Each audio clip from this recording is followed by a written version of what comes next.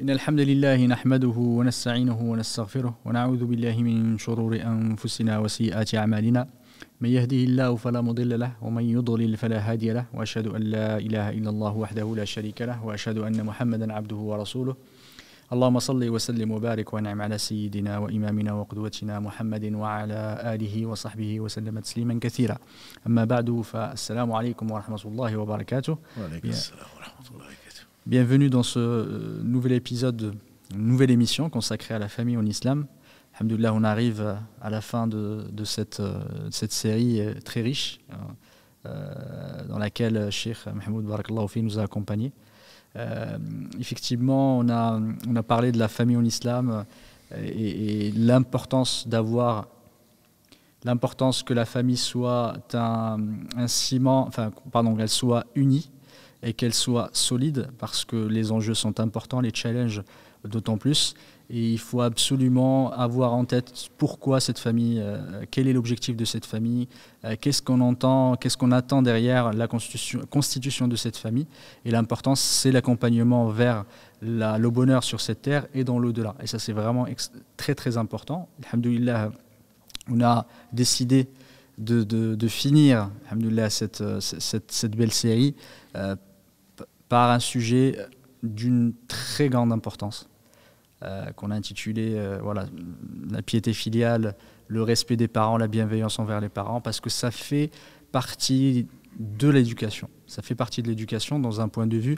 J'ai vu un hadith du prophète qui est rapporté du prophète. Si ce hadith-là il est faible, qui a été rapporté par le Hakim, où le prophète aurait dit soyez bienveillants, soyez excellents envers vos parents pour que vos enfants soient excellents envers vous. Parce qu'il y a un rapport très important, je pense que par l'expérience on le voit. Les parents aujourd'hui qui ne respectaient pas leurs parents, qui n'étaient pas bienveillants, qui n'étaient pas au chevet de leurs parents, qui n'étaient pas proches de leurs parents, on voit les conséquences dans leur progéniture. Parce que c'est effectivement Allah subhanahu wa ta'ala, il a accordé tellement d'importance envers les parents qu'à un moment, ce n'est qu'un retour du bâton des moments où on ne met pas en place ces éléments, on n'a pas mis en place cette injonction d'Allah subhanahu wa ta'ala et qu'on ne l'a pas mise en pratique. Et c'est pour ça qu'on a voulu en parler dans ce sujet qui est lié à la famille en islam et qui est lié aussi à l'éducation des enfants. Et on a parlé aussi du fait que l'exemple, quand on parle de l'exemple, c'est l'exemple aussi dans notre façon d'interagir avec le monde, notre façon de nous rapprocher, de discuter, de communiquer avec nos parents. Parce que si on montre comment on peut montrer effectivement un exemple, demander à nos enfants de nous respecter, d'être bienveillants envers nous, alors que nous, on ne le fait pas. Et qu'on ne met pas en pratique ce qu'on leur demande. Du coup, c'est ce qu'on peut appeler, ce que je disais toujours, c'est de la communication, de l'injonction paradoxale. Tu ne peux pas demander à un enfant de faire quelque chose alors que toi, tu fais le contraire. Un enfant ne peut pas le comprendre. Et c'est important de mettre cette valeur-là en pratique et de la mettre en avant parce que ça... c'est vraiment très très important et on verra avec toi Cheikh Barakallahu Fik les tenants et les aboutissants de la bienveillance et de notre façon de effectivement nous comporter envers nos parents. Allah subhanahu wa ta'ala en a parlé à 3 endroits différents qu'on connaît. Tu vas nous en parler inshallah ta'ala. Barakallahu Fik, qu'Allah te récompense par le meilleur d'avoir accepté de nous accompagner et de finir effectivement cette série d'épisodes consacrés à la famille en islam. Barakallahu Fik, Cheikh. Bismillah, alhamdulillah, wa salatu wa salam ala rasulillah. Barakallahu Fik, Mohamed, pour ta bienveillance et ta constance dans les conseils de bienveillance en particulier. Effectivement, c'est ce qu'Allah subhanahu wa ta'ala nous enjoint, comme tu l'as dit tout à l'heure, dans 3 endroits différents du Coran, en particulier dans la sourate Al-Isra, 17, verset 23 et suivant, quand Allah dit wa qada rabbuka la ta'budu illa iyya wa bil walidayni ihsana, ton Seigneur a décrété que tu n'adorerais que lui et de la bienveillance vis-à-vis de père et mère. Dans la sourate Ankabut également, verset 8, dans la sourate Luqman, verset 14 et 15, Allah subhanahu wa ta'ala insiste sur la bienveillance vis-à-vis des parents. Là, on parle des parents, qui sont donc la source du lien de parenté justement dont on parle. Et le prophète alayhi salatu wassalam avait l'habitude Et on le retrouve, ce qu'on appelle la khutbah de haja, quand il commence les discours, que ce soit le mariage, que ce soit la khutbah du vendredi, etc. Souvent, il récitait le premier verset de la sourate An-Nisa. أيها الناس اتقوا ربكم الذي خلقكم من نفس واحدة وخلق منها زوجها وبث منهما رجالا كثيرا ونساء واتقوا الله الذي تساءلون به والأرحام إن الله كان عليكم رقيبا. Donc on peut vérifier le sens donc donné par les traducteurs ce verset. Le prophète s'il insistait dessus. Oh vous les gens, craignez votre Seigneur qui vous a créé d'une seule âme, c'est-à-dire Adam, de cette âme son épouse Hawa, Ève, et faire sortir beaucoup d'hommes et de femmes de ce couple. Craignez Allah et respectez le lien de parenté. Respecter le lien de parenté, ça ce sont des choses, je pense, qui sont extrêmement importantes. Et Allah est très certainement... Allah voit très bien ce que vous faites. Il vous surveille plutôt. Et donc ça, ce sont des choses qu'il faut voir pourquoi Allah parle du lien de parenté. Il est extrêmement important et alhamdoulilah qui nous a inspiré de conclure cette série. Je pense que c'était vraiment indispensable puisque le prophète sallallahu alayhi wa sallam, d'après la bouche de, entre autres, le hadith de notre mère Aïcha, radiallahu anha, qui disait que Allah, quand il a créé, le lien de parenté s'est accroché au trône. Et il a dit, je crains d'être coupé. Et Allah lui a dit, est-ce que tu seras satisfait que je me lie à celui qui se lie à toi et que je me coupe de celui qui se coupe de toi? Il a dit oui. Allah lui a dit, ça te sera accordé. Et qu'Allah se coupe de celui qui ne se coupe du lien de parenté. Et Allah se lie à celui qui se lie au lien de parenté. Donc quand on voit, c'est quelque chose de sacré. Quand il a été interrogé, le prophète sallallahu alayhi wa sallam, d'après Ibn Mas'ud de Kalalagré, il a dit... on a demandé au prophète sallallahu alayhi wa sallam quels sont les actes que Allah aime le plus. Il a dit la prière à l'heure. Même si, malheureusement, les gens ne connaissent pas son importance. La prière à l'heure est l'acte le plus aimé d'Allah. Je ne parle pas de la foi en tant qu'acte. Il dit ensuite, birrul walidayn. Donc, il a dit, et il dit ensuite, il a dit le djihad, fi sabilillah. Donc, le prophète sallallahu alayhi wa sallam a mis l'acte aimé d'Allah subhanahu wa ta'ala après la prière à l'heure, c'est la bienveillance vis-à-vis des pères et mères. Donc, quand on le sait, c'est le bien dans ce bas monde et dans l'au-delà. Dans ce bas monde et dans l'au-delà. Le prophète sallallahu alayhi wa sallam a dit, entre autres hadiths, qui a été rapporté par Abu Daoud, Tirmidhi, qui a été rapporté également par le Hakim, qui dit que celui qui veut que sa subsistance soit multipliée et qu'il vive plus longtemps, qu'il soit bienveillant avec ses pères et mères et visite ses proches. Entre autres, c'est l'une des versions du hadith. Donc cette bénédiction et cette multiplication de cette longévité, les savants ils ont divergé comment est-ce qu'on peut l'expliquer. Est-ce que c'est la baraka qu'Allah accorde au temps, ce qui est déjà énorme, parce que les anciens, on voit très bien qu'ils faisaient des choses et que nous, on a des siècles du mal à les faire. Allah a béni leur temps. Certains disent, c'est peut-être une des explications, en tout cas les plus proposées par les savants. Dans la Sourate Ar-Ra'd, Allah parle de ce que les savants appellent le destin suspendu. C'est-à-dire, Allah dit aux anges, s'il est bien avec ses parents, alors rajoutez-lui tant d'âge. Donc, ne serait-ce qu'eux, on sait que le meilleur d'entre nous, c'est celui qui vit longtemps avec les bonnes œuvres. Donc, il ne faut pas chercher à rejoindre Allah pour le bienheureux. Ce sera le meilleur moment et il n'y aura plus d'épreuves. Mais, en même temps, vivre longtemps est un bon signe quand on est dans les bonnes œuvres. Et donc, celui qui veut vivre plus longtemps, c'est pas qu'il...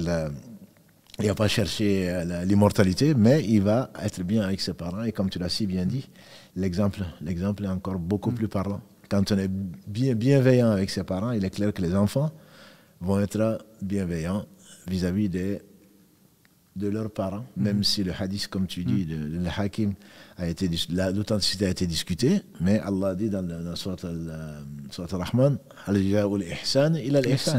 la récompense de l'excellence n'est-elle pas l'excellence? Voilà. Donc il est clair que celui qui fait du bien, tout le monde est d'accord, l'expérience le prouve, qu'Allah subhanahu wa ta'ala le protège et le rend heureux d'ici-bas et dans l'au-delà. Ça c'est Allah là. Allah est reconnaissant, disait Ibn Taymiyyah, que le fasse miséricorde. Personne ne peut adorer, faire des choses pour Allah sans que Allah te donne en retour quelque chose, qui n'est qu'une avance en fait, une avance sur ce qui t'a préparé dans l'au-delà. Donc, le lien de parenté est sacré, le lien de parenté est important, le lien de parenté a tellement de... Il vient même, d'après les savants, même avant des œuvres, des fards kifaï. Oui. Même avant des choses qu'Allah a rendues obligatoires à la communauté. Donc, elle est obligatoire, comme par exemple le djihad. Tout à fait. Voilà. Comme les gens sont venus, il y a beaucoup de hadiths. Vous trouvez le professeur sallam en disant que je m'engage, je prête serment à faire le djihad avec toi. Et il a dit, est-ce que tu as ton père et ou ta mère? Il dit oui. Il dit, va et traite-les bien, ce sera ton djihad. Tout à fait. Parce que bon, c'était pas un djihad, il y a une fard ayn. Il y avait un groupe d'expédition qui devait aller guerroyer pour la cause d'Allah. Et finalement, je vais joindre en espérant une récompense. Il dit, mais la récompense, elle est à côté. C'est ton père et ta mère. Et des gens qui ont voulu faire acte d'allégeance pour faire la hijra, donc pour faire l'émigration avec le professeur, ou le rejoindre, alors que, bon, il a dit, je veux faire l'émigration avec toi, alors que j'ai laissé mes parents en train de pleurer. Il a dit, retourne auprès d'eux et fais-les sourire, ou occupe-toi d'eux, ce sera ton émigration. Le lien de parenté est même plus important que les prières surrogatoires, contrairement à ce que l'on pense. Papa, laisse-moi tranquille. On connaît tous l'exemple de Jureh, et qui priait que sa mère est venue, Allah l'a éprouvé, il éprouve qui il veut. Un homme pieux qui priait, et sa mère lui dit, Jureh, à 3 reprises, j'ai besoin de toi. Et il a dit, oh mon Dieu, est-ce que je prie ou je reprends ma mère? Il n'a pas fait le bon choix. À 3 reprises, et sa mère l'a maudit. Comme malheureusement c'est fréquent, et comme on nous menace souvent, dans les familles, tu ne me donnes pas ça, tu me donnes ça, je ne te fais pas da'watul khair. C'est ça le problème. Alors on ne menace que les enfants de les maudire comme si c'est eux qui les ont créés. Non, et je préviens mes frères et mes sœurs, bon, je ne suis pas sûr que, vu ce que Mohammed nous a mis sur Facebook et Instagram, je ne suis pas sûr que parmi les gens qui nous suivent le live, il y a des gens très âgés. C'est plutôt des jeunes et des moins jeunes.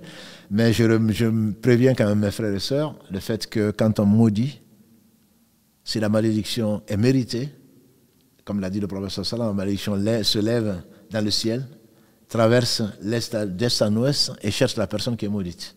Si elle le mérite, la malédiction tombe sur elle. Mais si elle ne le mérite pas, la malédiction revient sur la personne qui a maudit. Et donc, il faut faire attention. Non, moi, je suis ta mère. D'accord, mais toi aussi, tu es la fille de quelqu'un. Je suis ton père, tu es également le fils de quelqu'un. Donc, la malédiction n'était pas dans les habitudes du professeur sallam. Ce qu'il disait, comme trouve dans le Coran, Allah dit souvent que la malédiction soit sur les menteurs ou soit sur les injustes, etc. Mais surtout, pas sur un individu de particulier. Juste pour dire que donc, la mère de Jureh, on connaît l'histoire, qui est rapportée par Bukhari et Muslim, qu'Allah le fasse miséricorde, la mère l'a maudit, et en disant qu'Allah te fasse voir le visage des prostituées. Et voilà qu'une prostituée est venue se proposer à Jureh, Allah l'a préservé, comme il a préservé Youssouf, il n'est pas tombé dans la fornication. Et la prostituée s'est jurée de le faire tomber dans le panneau en calomniant. Et elle est tombée, elle s'est donnée à quelqu'un d'autre, elle est tombée enceinte. Et quand on lui a demandé avec qui tu as fait l'adultère ou la fornication, elle dit avec cet homme qui se prétend pieux. Et ils ont failli le lyncher. Ils ont cassé sa hutte. Alhamdulillah, Allah éprouve qu'il aime. Et ils ont failli le lyncher. Et ensuite, quand l'enfant est né, il est descendu de sa hutte et de sa montagne en disant, et Allah subhanahu wa ta'ala fait des miracles et donne des prodiges aux gens qu'il aime. Et il a parlé à l'enfant, il a dit, l'enfant qui est ton père? L'enfant a dit, c'est un tel. Et donc les gens, ils ont compris que les enfants ne mentent pas. Comme un bébé peut mentir, surtout au berceau. Et donc ils voulaient reconstruire sa hutte en or. Il a dit, non, reconstruisez-la moi comme elle était. Et une parenthèse pour dire que Jésus, alayhi salam, a parlé au berceau.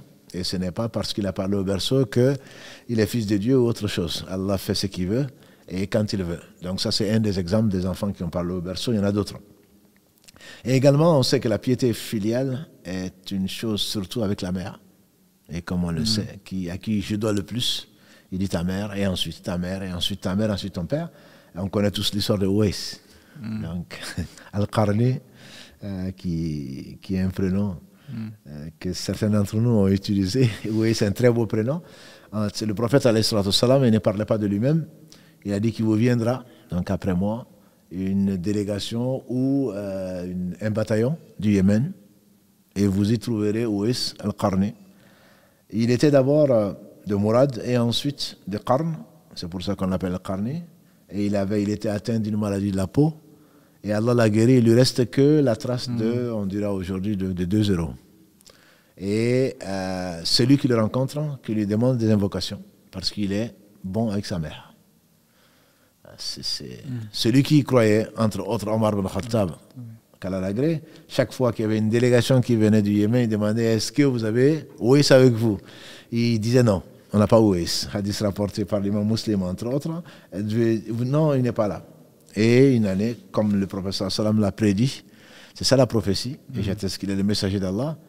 Dans la délégation, il y avait donc Ouais, et il lui a dit c'est bien toi, oui. De Mourad, oui. Et ensuite de Qarn, oui. Et ensuite, voilà, tu avais une maladie de la peau, oui. Et Allah t'a guéri, il ne te restait plus que ça. Il dit oui. Et alors prie pour moi parce que j'ai entendu le professeur Salam qui dit ce que nous avons raconté. Et donc prie pour moi. Et si tu veux, je te donne, est-ce que tu veux que tu fasses une lettre pour le donner au gouverneur de l'époque? Il a dit non. Et ensuite, quand les gens ont su, pour rendre une histoire longue, courte, quand les gens ont su, il a changé d'endroit. Parce qu'effectivement, quand il demandait à Allah, Allah subhanahu wa ta'ala lui accordait. Et ce n'était pas un prophète, ce n'était pas quelqu'un d'inspiré, entre guillemets. C'était un homme normal, entre guillemets, à part que Allah l'a honoré par ce respect qu'on doit avoir à celui qui t'a mis au monde, qui t'a porté pendant 9 mois en général, qui, comme le disait l'autre, prend juste une brique de 2 kilos, et attache-toi la brique au ventre et dors avec, lève-toi avec, marche avec pendant 9 mois et tu te rends compte que 2 kilos ce n'est pas rien, sans compter les contractions, sans compter tout le reste des douleurs. Et donc la mère, on lui doit vraiment beaucoup. Le père aussi, il s'est donné, quand ils étaient pères en tout cas dignes de son nom, il s'est beaucoup donné. Et donc le lien de parenté, Allah subhanahu wa ta'ala l'a rendu vraiment sacré, et beaucoup d'exemples. Pour ne pas monopoliser la parole, beaucoup d'exemples sont là pour nous dire, y compris les gens qui ne sont pas musulmans. Et ça, je reviens, on est dans une, alhamdulillah, Allah a voulu faire sortir nombre d'entre nous des ténèbres vers la lumière, notamment des gens qui n'étaient pas de famille musulmane, qu'on appelle des reconvertis. Et les compagnons du prophète sallam étaient tous des reconvertis, quelque part. Et c'est dans des familles polythéistes. Et ensuite, Allah leur apporte la lumière. Et malgré cela, le prophète sallam, ou plutôt à cause de cela, le prophète sallam leur a enseigné la bienveillance qu'Allah nous décrit, notamment dans la sourate Luqman, wa in jahadaka ala an tushrika bi ma laysa laka bihi ilm fala tuti'huma wa sahibuhuma fi dunya ma'rufa. Et donc, s'ils te contraignent, et on le sait, même dans les familles musulmanes parfois, quand une femme commence à s'habiller de façon légiférée, quand un homme commence à vouloir faire la sunna, les premiers adversaires, je dirais pas ennemis, ce sont parfois les parents. L'incompréhension et tout le reste, parce qu'ils n'ont pas vu ça, parce que c'est nouveau, parce qu'ils craignent que l'enfant ne trouve plus à se marier, ou le travail, ou ceci, cela. Donc ils veulent du bien sans savoir où est le bien. Le bien, c'est ce qu'Allah a révélé. Et donc peut-être également que ces enfants ne sont pas sages en général, ils veulent tout faire tout de suite. Ce qui fait que parfois ils n'ont pas assez de science, ni de sagesse. Mais bref, si les parents, comme Allah le dit dans ce verset, si les parents t'obligent, te contraignent à m'associer ceux dont tu n'as pas de science, et tu n'en auras jamais, pour associer à Allah, ne leur obéis pas. Et le prophète sallam disait souvent, la ta'ata li makhluqin fi ma'asi al-khaliq. Il n'y a pas d'obéissance à une créature, quelle qu'elle soit, dans la désobéissance au Créateur. De telle façon que l'exemple qui me vient en tête, qui est peut-être très connu, c'est celui de Abdurrahman ibn Auf, Sa'ad ibn Abi Waqqas, qui fait partie des 10 dans le même hadith à qui le paradis a été annoncé. Il était très bienveillant, très très bienveillant. Et sa mère voulait qu'il change de religion, alors que Allah a ouvert son cœur. Il a dit, maman, ne le fais pas. Sa mère dit, si tu ne changes pas de religion, si tu suis Muhammad sallallahu alayhi wa sallam, je vais me laisser mourir, je ne vais pas manger. Et les gens vont dire, voilà quelqu'un qui a tué sa mère. Et maman, s'il te plaît, ne le fais pas. Eh bien, tu verras.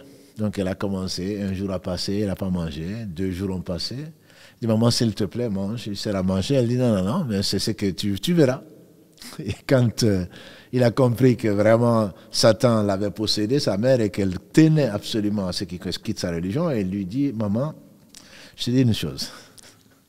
Si tu ne manges pas et que tu meurs, et ensuite qu'Allah te donne 100 vies et que tu meurs, je ne renoncerai pas à ce choix que j'ai fait.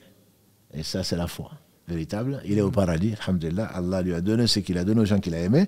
Il est au paradis parce que Allah a voulu lui faire des œuvres vraiment d'excellence. Et sa mère, quand elle a compris qu'il était non négociable, que c'était non négociable, elle a fini par manger.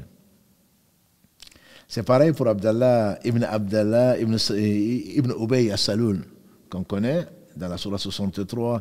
Il est connu dans l'histoire musulmane comme étant le chef des hypocrites. Hypocrite dans le sens de qui seront au fin fond de l'enfer. Quand on dit hypocrisie, il ne s'agit pas de la petite hypocrisie entre guillemets, ou l'hypocrisie mineure, c'est le majeur. Allah dit que les hypocrites, les vrais hypocrites, iront dans l'enfer, au fin fond de l'enfer. Sourate An-Nisa, verset 145. Vraiment, ils iront, c'est les pires. Et donc, dans la Sourate 63, Allah relate notamment ce qui s'est passé parce que son père des hypocrites, frustré, jaloux de la venue du prophète sallam et qui n'a pas eu sa royauté, était suivi par d'autres hypocrites. Il a dit que quand ils arriveront à Médine, lors du retour d'une expédition, le plus puissant d'entre nous va faire sortir de Médine le plus faible. Et donc, quelqu'un a entendu ça, il a été dire au prophète sallallahu alayhi wa sallam, son fils, et Allah fait sortir le vivant du mort. Lui qui a le cœur mort scellé, Allah fait sortir de lui un enfant qui s'appelle Abdallah aussi, et qui était croyant. Il a dit au prophète sallallahu alayhi wa sallam, si tu me demandes de ramener sa tête, je te l'amène. La tête de mon père, je peux te l'amener, parce que Allah est au-dessus, le prophète sallallahu alayhi wa sallam est au-dessus de l'amour de qui que ce soit. Et il était sincère. Si vraiment tu veux que je tue mon père, je le ferai pour toi. Et le prophète lui dit non, c'est pas ce que je te demande. Il dit alors, il a été allé trouver son père. Il a dit, mon père, je suis connu, n'est-ce pas, pour être un des enfants les plus obéissants. Mais tu ne rentreras pas à Médine sans la permission du prophète sallallahu alayhi wa sallam. Et son père de faire la victime. Oh, les Khashraj. Oh, les tribus de Médine, vous voyez, maintenant, c'est que le père fait, dès que le fils fait, depuis qu'il est rentré dans l'islam. Il me dit que je ne vais pas... Et avant d'arriver, quand ils sont arrivés à la porte de Médine, il s'est arrêté là. Il a dit, son père ne rentre pas tant que tu n'auras pas la permission du prophète sallallahu alayhi wa sallam. C'est étonnant. C'est comme la foi peut changer les gens. Ils sont irreconnaissables. C'est le fils que j'ai mis au monde, oui, effectivement, c'est bien lui. Mais ce n'est pas toi qui lui as donné la foi. Et donc, jusqu'à ce que le prophète sallallahu alayhi wa sallam lui ait pardonné et lui a permis de rentrer. Donc, ce que je veux dire par là, c'est que les savants disent, c'est qu'il faut de la bienveillance.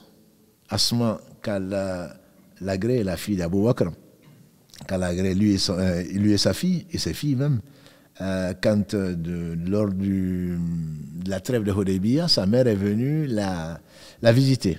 Elle était polythéiste à l'époque.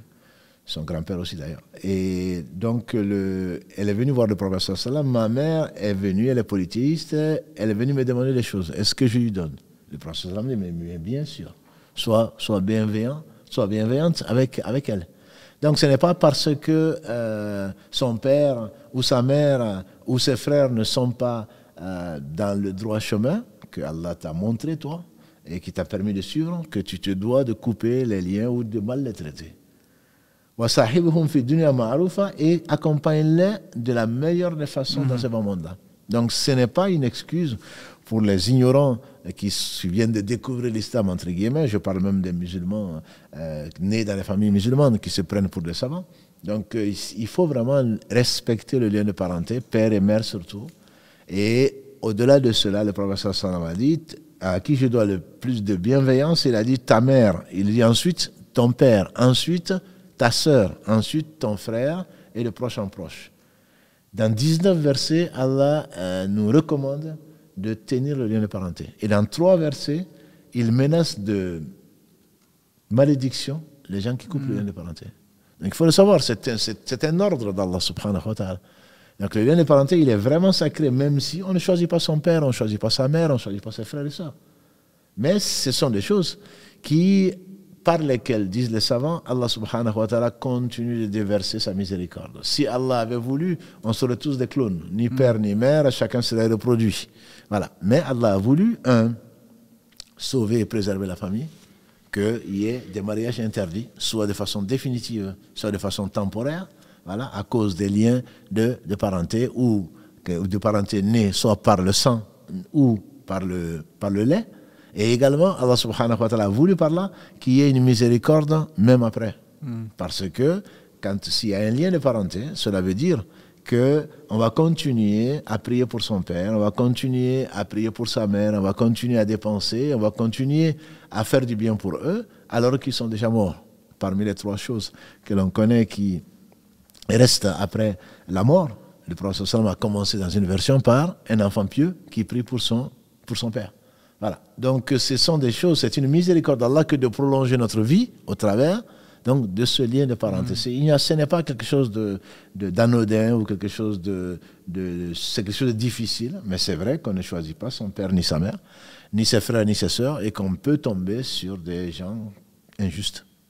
On peut tomber sur des gens injustes, y compris les mères, qui font les différences. On a dit il ne faut jamais faire différent, il faut être équitable, et bon, qui nourrissent les plans de Satan sur l'animosité entre les frères, etc., etc.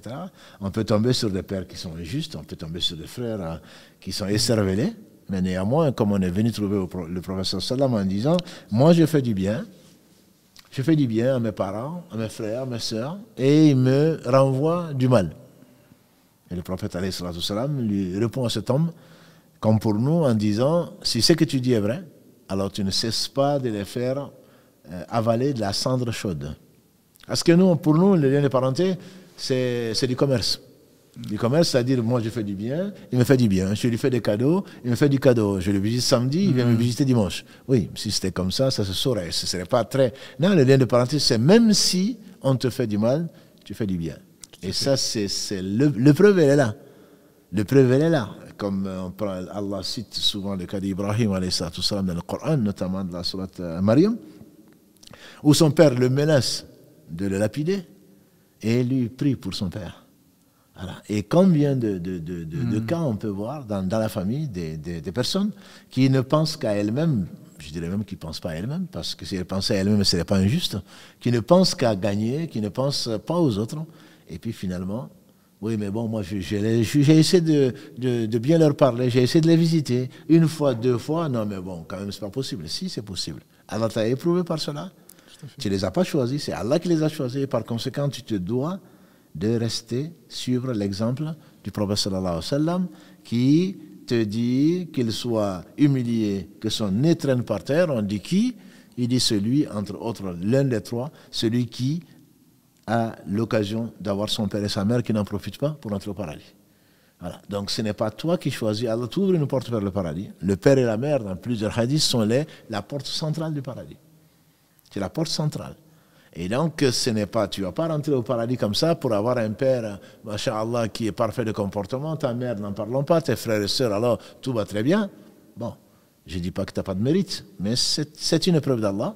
Et il se peut également que tu sois le seul de la famille à comprendre, à diriger les gens. Et toi qui veux suivre la voie, qui est sur la voie droite, on espère, si toi tu ne donnes pas l'exemple, si toi tu te laisses aller à la tricherie, à la colère, etc., quel exemple tu donnerais à tes enfants, à tes parents, à tes frères et sœurs?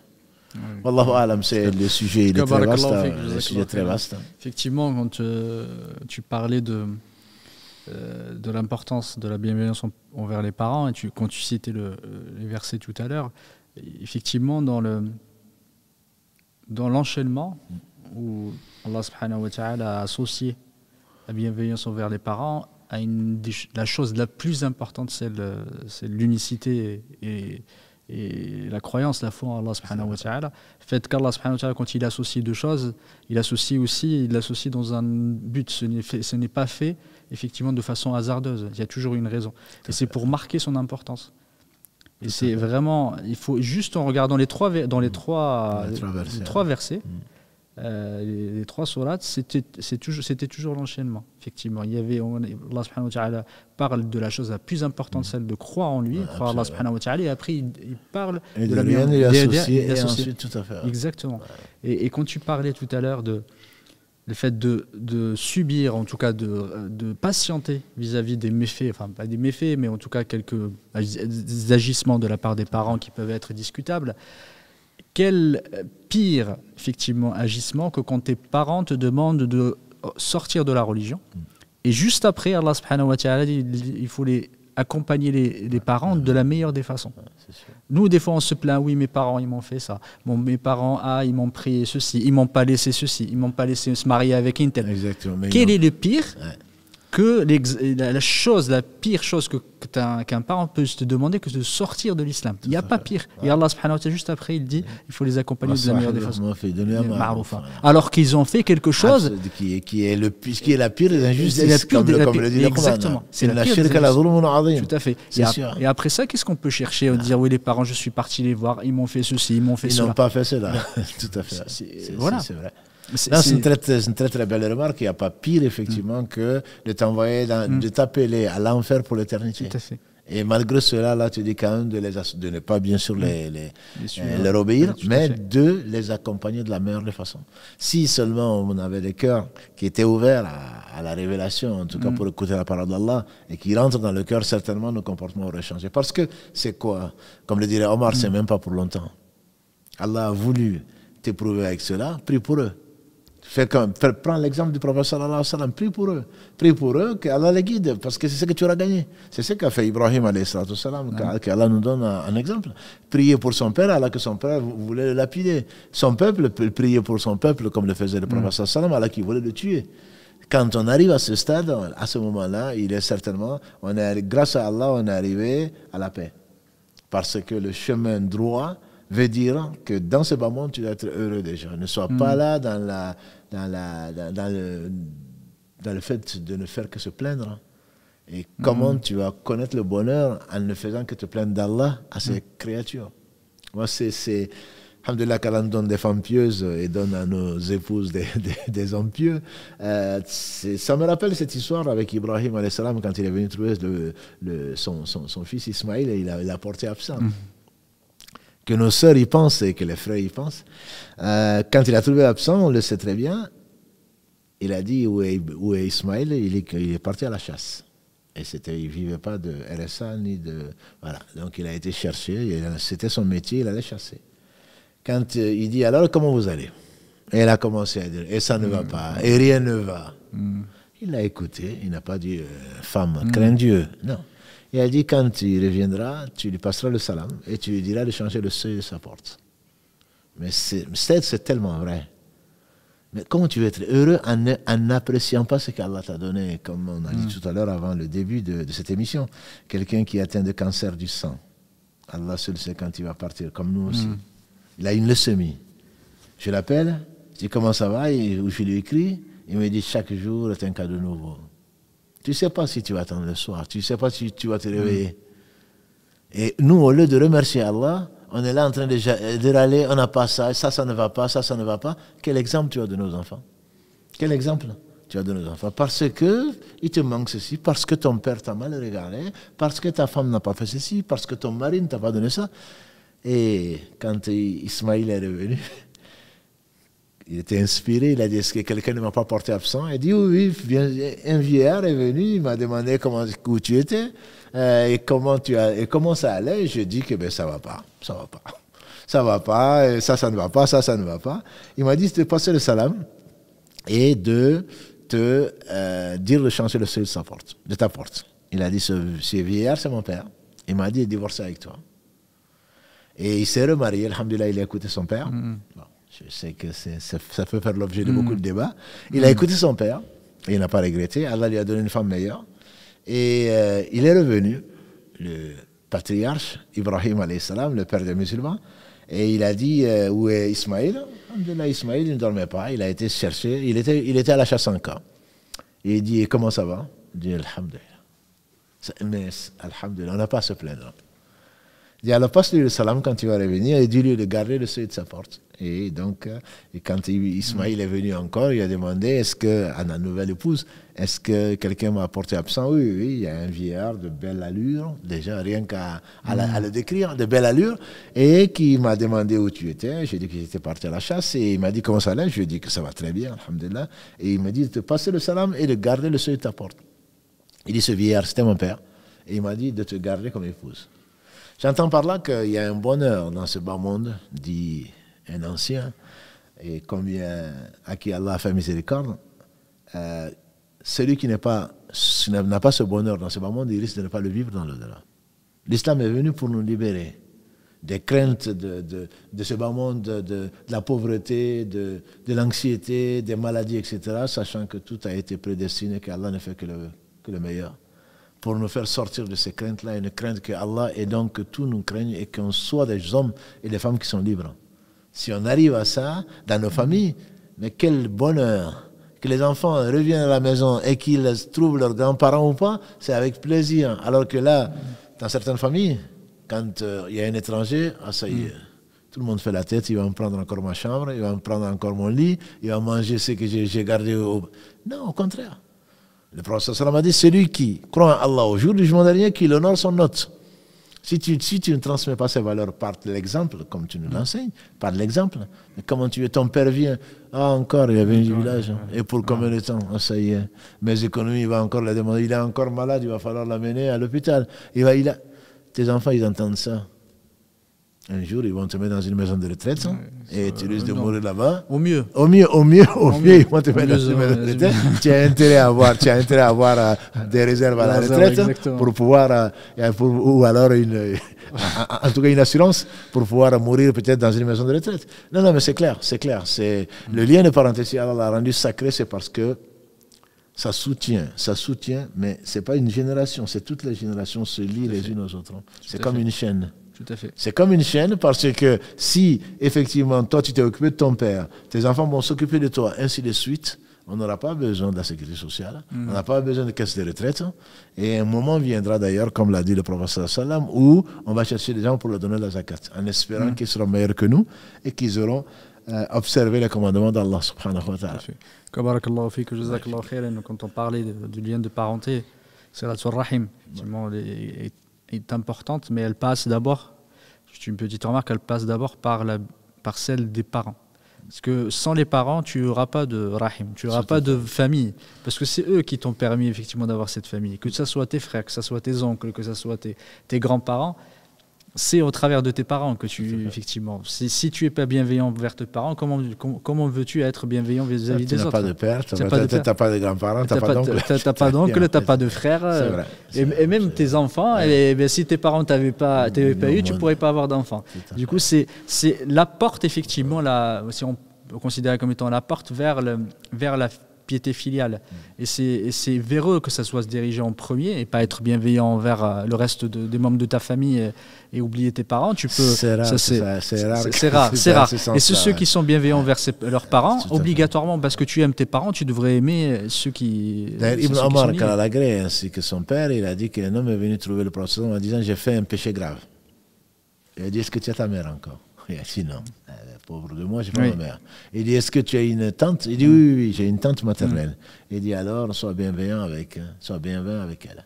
Donc, la tante ne vient que parce qu'il y a une mère, comme tu dis, que parce qu'il y a un père. Tout à fait. Et c'est pas parce que le père et la mère sont partis maintenant que tu vas négliger tes tantes ou autre chose, parce que la tante, c'est comme la mère, parce que l'oncle, c'est comme le père, etc.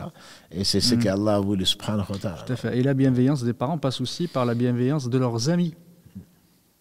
Si tu savais qu'effectivement ton père est mort et tu savais qu'il aimait certaines personnes, même ces personnes-là, il faut être bienveillant vis-à-vis d'eux. Parce que tu témoignes de l'amour que tu as pour tes parents en respectant ces amis-là, enfin, ces personnes. Et le prophète, on en avait parlé, la sœur de Khadija, quand elle arrivait, il était heureux quand il entendait sa voix, parce que tu témoignes de l'amour qu'il avait pour Khadija. Ça a même suscité quelques jalousies. Exactement. Absolument, non, mais exactement. Il est clair que quand tu as aimé quelqu'un, tu ne peux pas ne pas aimer les gens qui l'ont aimé. Exactement. Donc, Ibn Omar, radiallahu anhuma, un jour qu'il était avec des gens qui connaissaient beaucoup moins que lui, et il a vu quelqu'un, un bédouin d'ailleurs, Il a vu un bédouin et puis il est descendu de son cheval.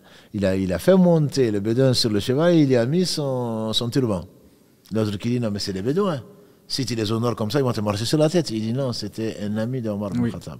C'est un ami de mon père. Et effectivement, le prophète sallam a dit parmi mon père est mort, on est venu le voir. Qu'est-ce que je lui dois encore? Quand tu dis ça y est, je suis tranquille, il est mort. Voilà, qu'Allah lui fasse miséricorde et puis maintenant je suis tranquille. Combien, comme on disait tout à l'heure au cours, et combien de gens n'ont pas patienté à cause d'une belle-mère. Maintenant qu'elle est morte, eh bien voilà. Donc tu as l'implément, ma mère elle me casse les pieds, mon père il est insupportable. Maintenant qu'il meurt, c'est une porte du paradis qui se ferme. Exactement. C'est une porte du paradis qui se ferme. Alors comment encore profiter de cela? Effectivement, il y a ce que tu as dit, que le professeur Salam a dit, c'est de payer ses dettes. Parce que sans celui qui meurt avec des dettes qu'il ne paye pas, il ne rentre pas au paradis, même si c'était martyr, comme l'a dit le professeur Salam. C'est de prier pour lui. Et je plains celui qui prie pas 5 fois par jour, comme le disait mieux que moi un épigone, un tabeï de deuxième génération. On lui a dit qu'Allah a décrété qu'on prie pour nos parents. Combien de fois faut-il le faire? Il a dit, j'espère qu'Allah ne va pas nous châtier si on prie 5 fois par jour. Ça veut dire à chaque prière. Si tu oublies tes parents, je crains que tes enfants t'oublient. Voilà. Et que tu payes ces dettes, que tu honores également leurs engagements, s'ils se sont engagés et qui n'ont pas pu avant, y compris les vœux. Donc les dettes, c'est aussi la zakat, comme on a déjà parlé lors de la zakat des gens qui ont oublié ou n'ont pas payé la zakat, c'est le droit du pauvre. Donc ils risquent de le payer, les payer tout cela, et également honorer leurs amis, les visiter. Ça fait partie, aller sur leur tombe, prier pour eux, dans la prière, mais également aller visiter leur tombe, prier pour eux, et faire tout ce que l'on peut faire pour qu'Allah subhanahu wa ta'ala soit satisfait d'eux et leur pardonne. Et il se peut qu'Allah nous donne des enfants qui également vont prier pour nous. Amin. Oublie tes parents et peut-être que tes enfants vont t'oublier. Amin. Barakallahu fik.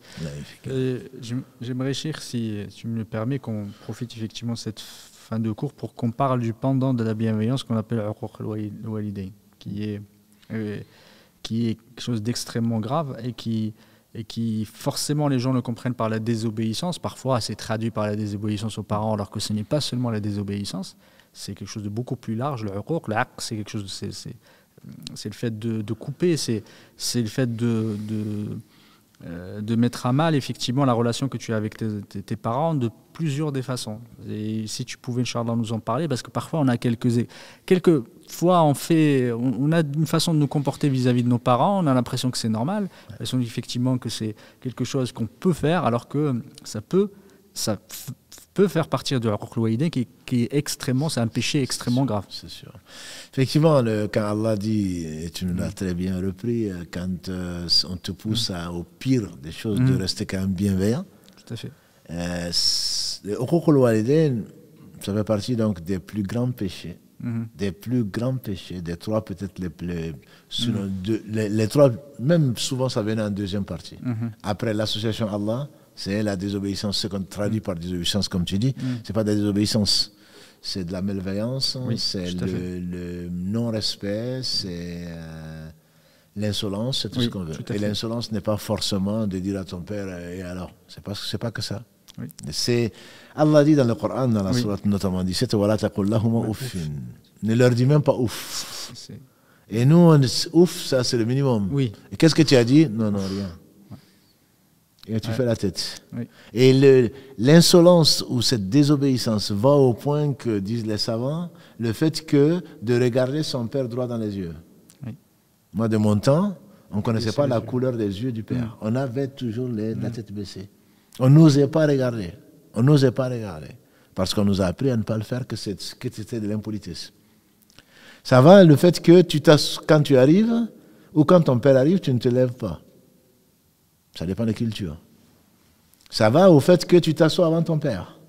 Et ne parlons pas de commencer à manger avant, ou de boire avant, ou des choses comme ça. Tout à fait. C'est le fait de faire la tête à ton père ou à ta mère, ça fait partie. On dira oui, mais c'est normal, c'est humain. Eh bien, ne t'étonne pas que tes enfants soient ce qu'ils sont. Aujourd'hui, tu te plains, ma soeur, mon frère, tu te plains des enfants mal élevés. Je ne dis pas que tu étais mal élevé, mais tu n'étais pas bien élevé. Tu n'étais pas bien élevé. Parce que Allah ne va pas te donner des enfants mal élevés quand tu t'es bien agi, comme tu l'as dit au début. En tout cas, l'esprit reste le même quand tu t'es bien comporté avec tes parents.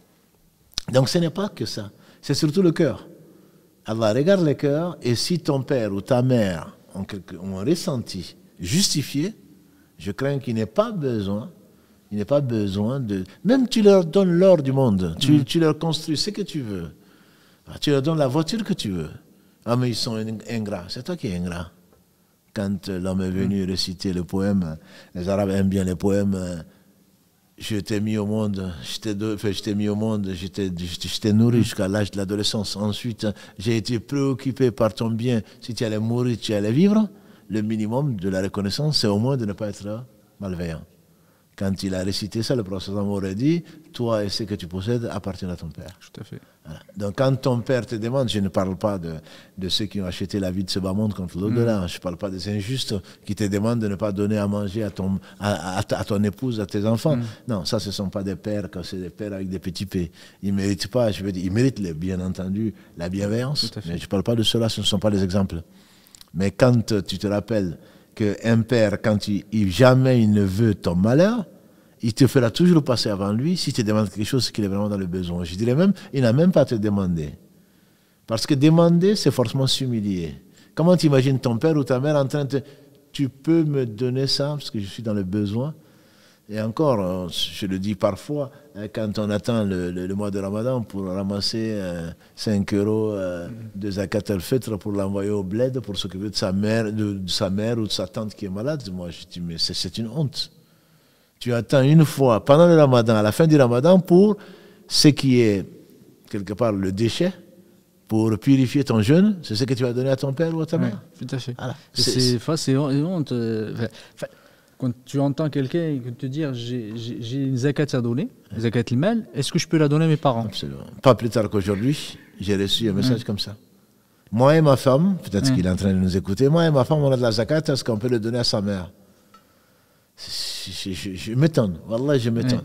Et après, on finit par remercier Allah de ne pas être à leur place. Comment est-ce qu'on peut réfléchir comme ça? Et tu penses que c'est de la zakat, donc tu as 1/40. Donc tu as 39 quarantièmes. Tu vas prendre 1/40 pour le donner à celle qui t'a mis au monde. Honnêtement, je ne comprends pas. Mais tu ne peux pas comprendre du fait tu dis tu vas donner à tes parents. Tes parents, ça veut dire que tes parents, ils sont pauvres. Qui rentrent c'est qui pauvre. Ça veut dire que toi, tu es riche. Dans la vie bénéficiaire. Ça veut dire que toi, tu es riche, tu emmagasines effectivement de l'argent, tu mets de l'argent de côté, tu laisses tes parents pauvres. Dans le besoin. Et tu t'en rappelles quand tu vas donner la zakat, parce que tu n'as pas envie de donner le reste. Non, bien sûr. Tu as envie de donner que ce que tu es obligé de donner. Du coup, tu dis, c'est comme ceux qui disent est-ce qu'on peut payer les impôts avec la zakat? Absolument, ça aussi, je l'ai reçu cette semaine. Est-ce que les intérêts? Non, moi, c'est carrément les intérêts. Est-ce qu'on peut quand même payer ce qui n'est pas halal? Et ce que tu fais, toi, c'est halal avec les intérêts? Alors, tu vas payer les impôts parce que c'est pas halal, donc tu le payes avec du haram, haram contre haram, donc tu es noyé dedans et tu oses. Donc, encore économiser du haram pour aller payer du haram. Non, mais on remercie Allah de ne pas être à leur place. C'est tout ce que je peux dire. Non, mais c'est vraiment, quand on sait, c'est une grosse épreuve. Et comme le disait quelqu'un d'autre, c'est surtout quand les personnes prennent de l'âge. Des gens qui nous écoutent savent certainement de quoi on parle quand ils ont, grâce à Allah, gardé leurs parents avec eux. Aujourd'hui, non, c'est pas possible. L'homme travaille, la femme travaille. C'est pas avec ça que tu iras au paradis. Hein. La femme exige, c'est son droit, de ne pas être avec sa belle-mère, c'est son droit. Et toi, bien entendu, oui, c'est sûr. Allah dit dans la sourate An-Nisa encore, cette très belle sourate, comme toutes les sourates, verset 11.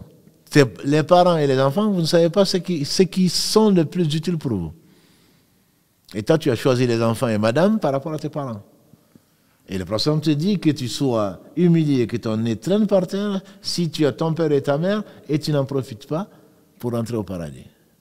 Voilà. Mais toi, c'est une charge pour toi. Il est malade, oui, mais il a tout fait pour te soigner quand tu étais malade. Et tu ne t'occupes pas de lui. Eh bien, pourvu qu'il meure, comme ça, au moins, tu n'auras pas de problème. Non, tu auras peut-être 10 fois plus de problèmes quand tu vas vieillir ou quand tu as des enfants et ils vont tomber malades, etc. Ce n'est pas une charge. Au contraire, parce que, comme on a dit tout à l'heure, quand le père meurt ou la mère meurt, c'est une porte du paradis qui se ferme. Donc, si tu n'en as pas profité, certainement tu vas le regretter un jour. Et peut-être même dans ce monde avant l'au-delà. Et donc, uquq al-walidain, comme tu dis, c'est quelque chose qui est extrêmement courant, malheureusement, et on n'en est même pas conscient parfois. Dire non à sa mère, à son père, je ne dis pas qu'ils ont toujours raison. Mais même quand on dit non, ce n'est pas une façon de dire, il faut vraiment faire l'impossible et le faire de la meilleure des façons pour ne pas blesser celle qui t'a mis au monde ou celui qui t'a mis au monde. C'est une épreuve dans ce sens-là, mais ce n'est pas une charge. Je pense qu'il ne faut pas le voir comme ça. C'est une épreuve que Allah te donne pour te purifier, pour te rapprocher encore. Prenons l'exemple de cet homme. On le trouve dans Nawawi, dans le premier chapitre sur la ikhlas, sur la sincérité. On se rappelle qu'il y avait un temps orageux et 3 voyageurs. Voilà, ils ont voulu se réfugier dans une grotte. Et Allah a décrété qu'une grosse pierre tombe de la montagne et vienne boucher donc, la porte de la grotte. Donc ils étaient dans leur tombe. Ils n'avaient pas, comme je disais, il n'y avait pas le 18, il n'y avait pas le 15, il n'y avait pas le téléphone portable, on pouvait appeler personne. Voilà, ils allaient mourir là et personne ne saurait même qu'ils sont morts dedans. Et Allah a voulu, subhanahu wa ta'ala, inspirer l'un d'entre eux qui dit que chacun appelle Allah par l'un des actes sur lequel il compte. Et entre nous, sans fausse modestie, quand j'essaye de me rappeler quel acte auquel je peux penser que je n'ai fait que pour Allah, je n'en trouve pas. Et et c'est le premier d'ailleurs, qui est souvent cité dans les versions du hadith, il dit j'avais un père et une mère qui étaient hachés. J'étais un berger. Et chaque fois que je revenais, je revenais avec du lait et je commençais par eux, leur donner à boire. Ce n'était pas des desserts. Hein. Parfois, ils n'avaient que ça pour remplir le ventre. Hein. Que du lait. Et parfois, ils ne l'avaient même pas. Aujourd'hui, le lait, c'est devenu UHT, voilà, des mi-écrémés, 100%. Voilà. Ah, oui. Donc, il trayait donc, sa brebis, il le donnait à ses parents, avant les enfants. Et un soir qu'il a été retardé, un soir de pluie, les parents étaient fatigués, ils ont dormi. Il est venu en retard. Et les enfants l'attendaient bien sûr impatiemment, ils avaient faim. Et ils attendaient le lait, et les parents dormaient. Il est resté avec le récipient de lait, sans le donner aux enfants. Sans le donner aux enfants, et resté debout jusqu'au petit matin, jusqu'à ce que ses pères et mères se réveillent, pour leur donner à boire, alors que les enfants pleuraient. Il dit, oh mon Dieu, si j'ai fait ça pour toi, parce que la grotte s'ouvre. Et la grotte s'est ouverte, et pour la beauté de l'histoire, un peu, et pas assez, pour qu'on apprenne encore plus d'Allah subhanahu wa ta'ala. Ça, c'est la piété filiale. Qui, aujourd'hui, parmi nous, ferait ça? Eh bien, ils sont déjà vieux, de toute façon, ils ont dormi, donc qui dordine, hein? Ils dorment, les enfants, ils ont priorité, ils ont faim. Les enfants, ils ont plus besoin de calcium, je ne sais quoi d'autre que les parents, etc. etc. On philosophe. Il est resté debout avec le récipient et le lait. Il n'a même pas voulu les réveiller pour leur donner. Nous, aujourd'hui, on les réveillerait, bon, c'est pour leur bien. Non, il n'a même pas osé les réveiller pour leur donner du lait, pour leur donner à manger, par respect. Donc, le respect du lien de parenté, on comprend mieux pourquoi Allah subhanahu wa ta'ala lui a donné une si grande importance. Jazakallah khair, effectivement, par rapport à Uquq, comme tu as parlé tout à l'heure, certains ulama disent qu'effectivement, cette malveillance, c'est tout acte que tu puisses faire, c'est une parole, tout ce que tu peux faire qui va contrarier tes parents. Peu importe ce que c'est. Des fois, c'est un petit geste, comme tu as dit, une parole, un nom. Dès que ça contrarie tes parents, ça leur rend triste, ça fait partie de leur cloïde. Peu importe ce que c'est. Certains ulama disent que même le fait, c'est que tu veux voyager et qu'elles te disent ne voyage pas et que toi tu dises mais oui, mais bon, etc., j'ai des rendez-vous, que tu voyages quand même. Les ulama disent qu'à ce moment-là, qu'est-ce que tu vas faire? Tu vas la contrarier. Parce que là, elle va peut-être être inquiète pendant ce voyage. C'est même sûr. Elle va être inquiète, c'est sûr. Parce que des fois, on me rappelle de ma mère, même ma grand-mère, qu'Allah subhanahu wa ta'ala lui fasse miséricorde, quand je sortais, elle n'allait pas dormir avant que je sois rentré. Elle restait à la fenêtre. Elle ouvrait la fenêtre, elle attendait. Elle restait comme ça pendant, parfois, jusqu'à 23h, 2h. Mais quand je suis pas rentré, elle attendait jusqu'à ce que je rentre pour aller dormir. Elle ne pouvait pas s'endormir si je ne suis pas rentré. Et on se dit, comment tu peux effectivement mettre tes parents dans ces états-là, sachant que tout ce qu'ils expriment n'étant que de l'amour pour toi. Peut-être que c'est fait d'une peut-être mauvaise façon, on peut dire, entre guillemets, en tout cas on l'interprète comme étant de la mauvaise façon, mais ils ne disent pas des choses pour te nuire. Absolument. Voilà, c'est une façon d'exprimer l'amour, d'exprimer effectivement l'attachement qu'ils ont pour toi. Et quand ils te disent non, c'est pour ton bien. Peut-être que c'est des mauvaises raisons, mais c'est des bonnes raisons pour eux, effectivement. Au cas, barakallahu fik, de nous avoir fait un rappel là-dessus et qu'on n'en fait pas assez malheureusement. Jamais assez. On n'en fait pas malheureusement. Et surtout, la question que tu posais tout à l'heure, qu'on avait postée tout à l'heure, quel est le regret? Et j'espère que beaucoup d'entre nous vont profiter et vont se rendre compte quand ils ont une opportunité extrêmement importante, extrêmement grande, d'avoir leurs parents encore en vie. Ouais. C'est ce que c'est une porte vers le paradis et de rattraper ce retard et ne pas être dans le regret de ceux qui n'ont plus leurs parents et qui n'ont plus que leurs yeux pour pleurer. En tout cas, si tu peux... Non, mais c'est triste pour nous qui n'avons plus nos parents. Alhamdulillah, on prie pour eux, en tout cas on espère, et qu'Allah leur fasse miséricorde ainsi qu'à tous les croyants. Mais il est clair qu'on les a fait souffrir. C'est surtout quand on est parent qu'on s'en rend compte, et grands-parents, qu'on s'en rend compte, parce qu'on se rend compte que, comme je dis parfois à certains des enfants, toi tu sais où tu es, mais ton père et ta mère ne savent pas. On ne dort pas tant qu'ils ne sont pas rentrés. Et pourtant Allah sait, comme tu dis, comme sa grand-mère, tu peux rentrer à 2h, 3h du matin, en train de rigoler avec tes copains, mais la mère est là, elle n'arrive pas à dormir. Même si elle ferme les yeux, elle n'arrive pas à dormir.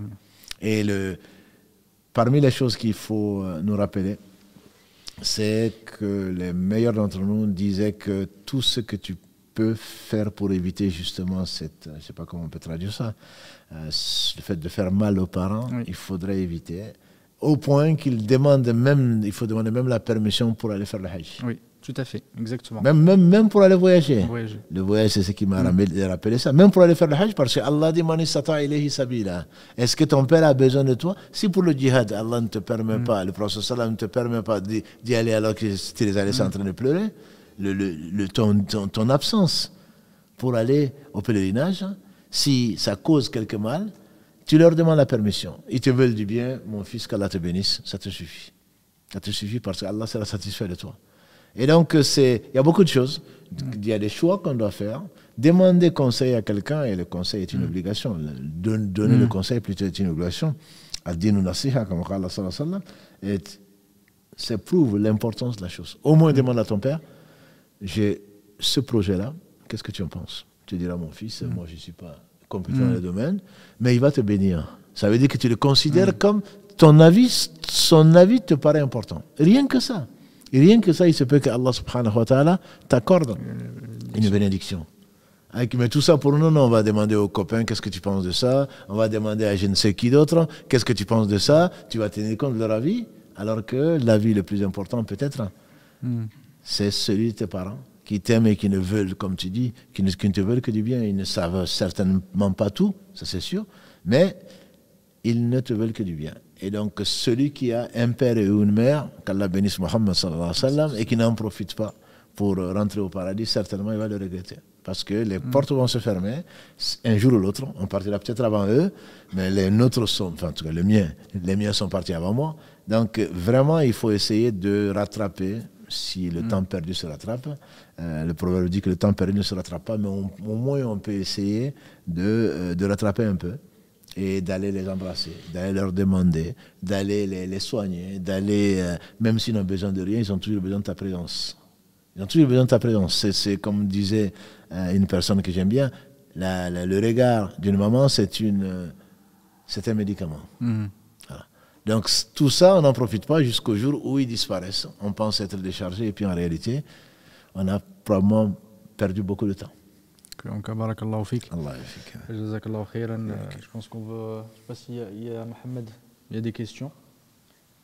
Salam alaikum. Barakallahu fikoum pour ces échanges pendant près de 3 mois sur le sujet. Comme disait Cheikh tout à l'heure, ça fait presque 3 mois qu'on a commencé ce sujet sur la famille en islam. Qu'Allah vous récompense pour tout ce que vous avez partagé avec nos frères et nos sœurs. Et avant de vous poser quelques questions qui sont arrivées sur Facebook, j'aimerais juste qu'on partage. On a partagé des questions ce matin sur Instagram et alhamdoulilah, on a eu beaucoup de participants. Et j'aimerais juste les reprendre et vous poser quelques questions en suivant. La question qu'on a posée ce matin, c'est quel a été le meilleur moment que vous avez vécu avec vos parents. Donc là, on a un peu de tout. Et souvent, ce qui revient, c'est le voyage au bled. Ça, visiblement, c'est quelque chose qui les a marqués. D'être parti avec eux, faire la Umrah ou le Hajj, tomber en panne sur la route du bled, faire la prière avec eux, le moment passé, de voir mes parents se disputer. Visiblement, c'est quelque chose qui marque aussi. De voir mon père pleurer le jour de mon mariage. Et puis, il y en a un qui nous dit, chaque année, on se réunit et on se demande pardon. Et c'est surtout une occasion pour nous de se dire, je t'aime papa, je t'aime maman, je t'aime mon frère, je t'aime ma soeur. Et puis, certains qui disent, j'aurais aimé vivre, et ça va nous amener à la question, j'aurais aimé vivre des bons moments avec mes parents, mais ils étaient aux abonnés absents. Donc, ces personnes qui n'ont pas pu partager des bons moments avec leurs parents, quels conseils tu pourrais leur apporter, Cheikh? Alhamdulillah, il faut remercier Allah et ne pas être dans la... Souvent on fait ça, et ne pas être dans le fait de râler. Mon père n'a rien fait pour moi, mon ceci, Dieu seul sait. Il a été absent pour quelle raison, je ne sais pas. Il faut prier pour lui déjà, parce que son absence, s'il n'y a pas de raison, s'il n'y a pas d'excuse, il est peut-être déjà en train de le payer dans la tombe. Et qui d'entre nous aurait, enfin, en tout cas, à part des ingrats ou des inconscients et des insouciants, aimerait voir le châtiment que subit le père ou la mère. Parce que souvent on est dans ça, dans la revendication. Ce qui t'a fait, tu ne le vois pas. Non, j'ai vécu. D'ailleurs, justement, je pense que c'est l'occasion de rappeler que les enfants ne doivent jamais rentrer dans les problèmes entre le père et la mère. Et même quand une mère dit non, ton père m'a abandonné, il a été épousé une autre, ne lui parle pas. Ne les obéis pas. Ton père te parle du mal de ta mère, je ne dis pas de lui dire tais-toi papa, mais ne l'écoute pas. Et vice-versa. Parce que tu dois aux deux, la mère surtout, mais la mère n'a pas à monter l'enfant contre, et le père non plus. Et donc, tu dois être bienveillant vis-à-vis des deux. Si tu es bien avec ta mère et que tu es mauvais avec ton père, je crains que tu sois injuste. Et vice-versa. Donc, c'est un conseil que je donne aux uns aux autres. Et une bonne mère n'a pas à critiquer son ex-mari ou celui qui est mort, qui a été son mari, devant ses enfants, etc., etc. On doit rappeler que les bons moments et prier pour eux parce qu'on ne sait pas comment on va finir et qu'Allah leur fasse miséricorde de toute façon. Donc, ceux qui n'ont pas eu ce qu'ils appellent cette chance, il faut rappeler que le prophète sallallahu n'a pas connu son père, qu'il a perdu sa mère à 2 ans ou à 6 ans selon les historiens, qu'il a perdu son grand-père à 8 ans. Et pourtant, ce n'était que du bien pour lui. Allah sait par où il faut passer pour arriver là. Donc ne sois pas dans les remords, mon frère ou ma soeur, ne sois pas dans les remords. Vis le présent et projette-toi donc dans l'avenir. L'avenir, c'est quoi? C'est soit le paradis, soit l'enfer. Et donc, ne reste pas en train. Shaitan dira, oui, mais s'il était là, il ne s'est pas occupé de moi, etc., etc. Ça, c'est son problème, à la limite. Qu'Allah lui fasse miséricorde. Allah a voulu que tu passes là, ce n'est pas parce qu'il ne t'a pas aimé. Si quelqu'un était injuste vis-à-vis de toi, malheureusement, pour lui, il va le payer, à moins que tu lui pardonnes. Et donc, prie pour ces gens qui sont partis. Ils sont déjà en train de vivre ce qu'ils ont mérité, entre guillemets. Et ensuite, quant à toi, purifie ton cœur, ne sois pas rancunier ou rancunière, ne sois pas malveillant, ne passe pas ton temps à médire, ne passe pas ton temps à calomnier, etc., etc. Et trouve-les. S'il y a quelqu'un à qui il faut trouver des excuses, c'est bien les parents. Oui, exactement. Plus de 70 excuses si c'est ton frère, que dire alors de tes propres parents? Dieu seul sait combien ils méritent des excuses. S'il y a quelqu'un qui mérite des excuses, c'est bien tes parents. À cause de l'ignorance, entre autres, mais ce n'est pas de la malveillance. Et si c'est de la malveillance, ils sont en train de payer de toute façon. Donc remercie ton Seigneur pour ce qu'il a fait. Le Seigneur ne fait que la meilleure des choses. Pour toi, tu n'as pas connu ces parents-là ou ce père qui a été absent, et il est en train de le payer peut-être, mais c'est certainement mieux pour toi. Si c'était bien pour toi, Allah aurait voulu, comme il ne fait que le meilleur, te le garder pour qu'il soit conscient de son rôle. S'il ne l'a pas fait, c'est certainement mieux pour toi. Tout à fait. Oui, donc ne restons pas dans les remords surtout qui font mal, et ne ne voyons pas que ce qui n'a pas marché. Tout à fait. Et surtout trouver des excuses à ses parents. Peut-être que cet abandon ou peut-être cette malveillance de la part des parents était peut-être le résultat d'une situation difficile qu'ils ont vécue, parce que ça peut arriver, et peut-être que tu aurais vécu cette situation-là, tu aurais peut-être fait pire Tout à fait. que ce qu'ils ont fait. Parfois, on ne comprend pas quand on essaye. Il y en a beaucoup qui vivent effectivement ces drames-là. Et quand ils commencent à tirer la pelote de laine, ils se rendent compte qu'à un moment, il y a des choses qui se sont passées, qui étaient des conflits qu'ils ignorent. Et en tirant, qu'il y avait des conflits, il y a eu des raisons pourquoi ça s'est passé comme ça. Après, il faut leur prier Allah subhanahu wa ta'ala et leur demander pardon, parce que de toute façon, on ne sait pas, on aurait été dans leur situation. Ça aurait été peut-être, on aurait fait 10 fois pire. C'est sûr. 10 fois pire. Alhamdulillah, qu'Allah subhanahu wa ta'ala nous fasse miséricorde et nous pardonne nos péchés. Amen.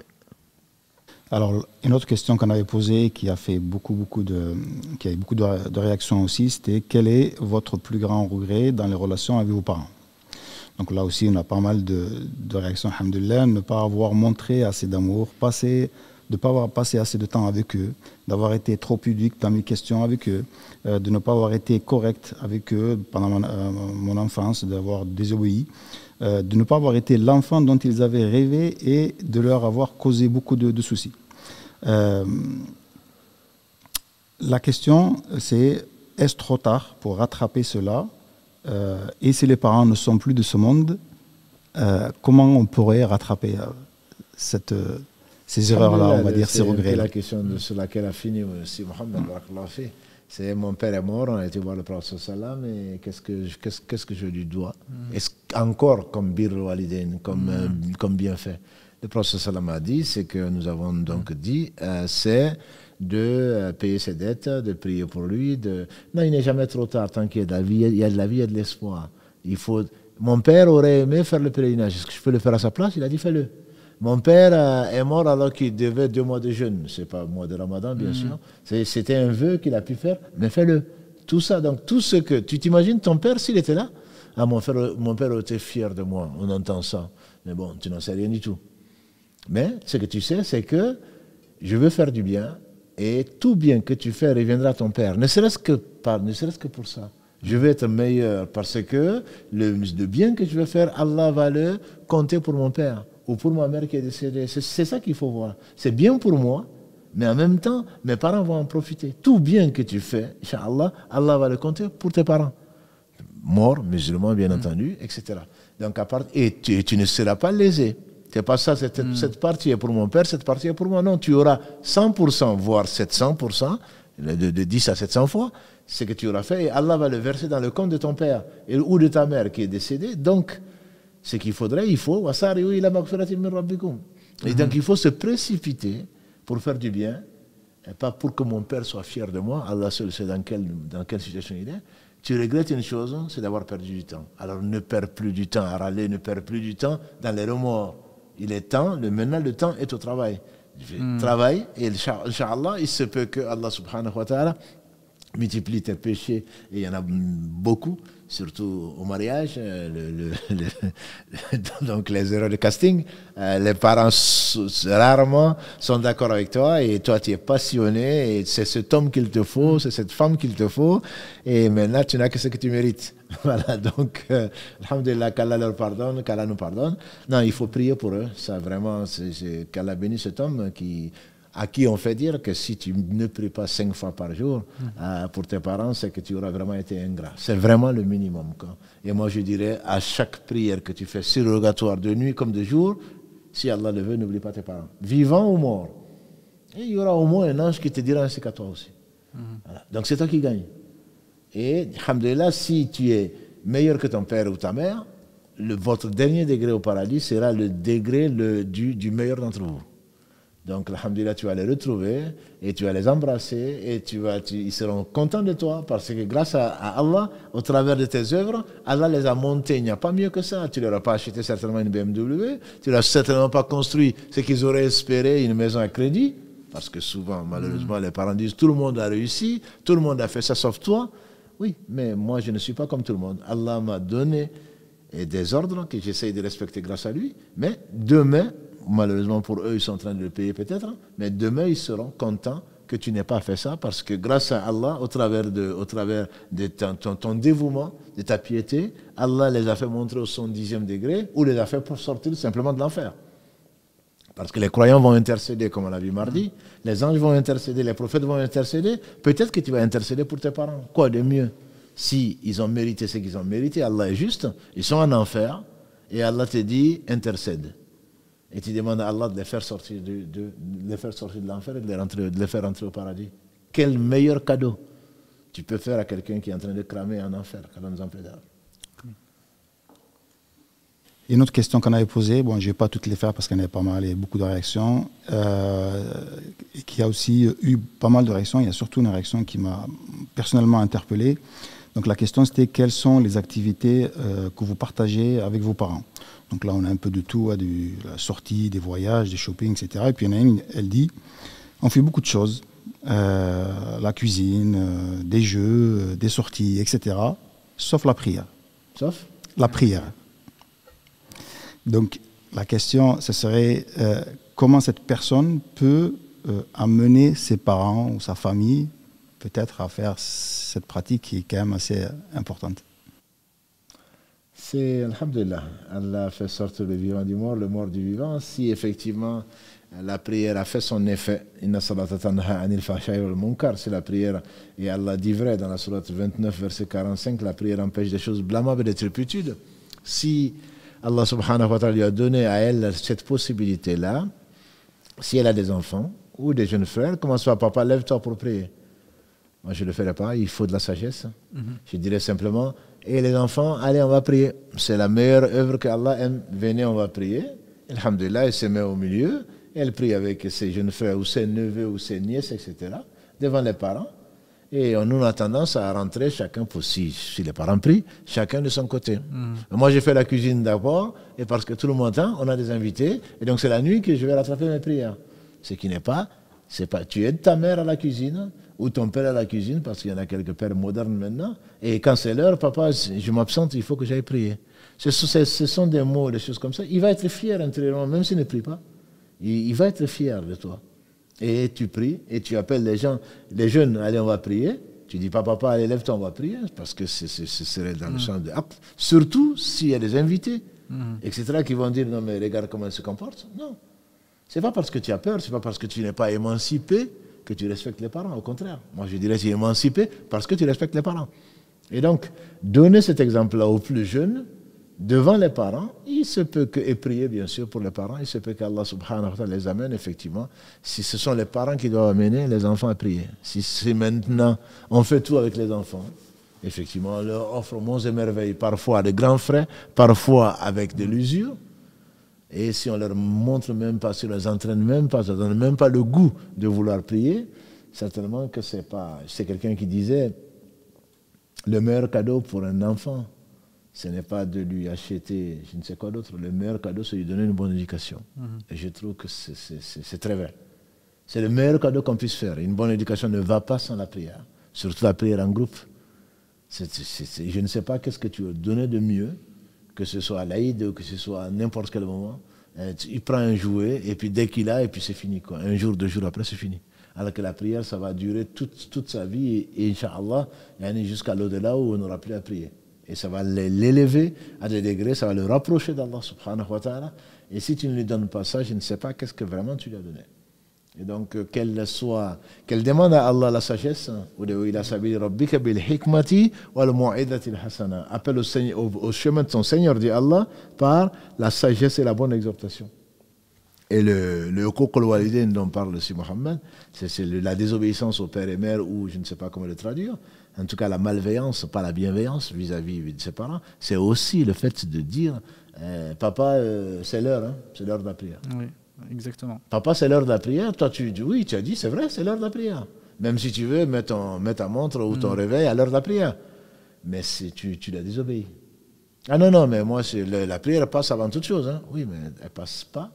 Allah t'a donné 1 heure, 2 heures, voire 3 heures, parfois 4 heures pour faire la prière. Il ne t'a pas dit de désobéir au père et mère.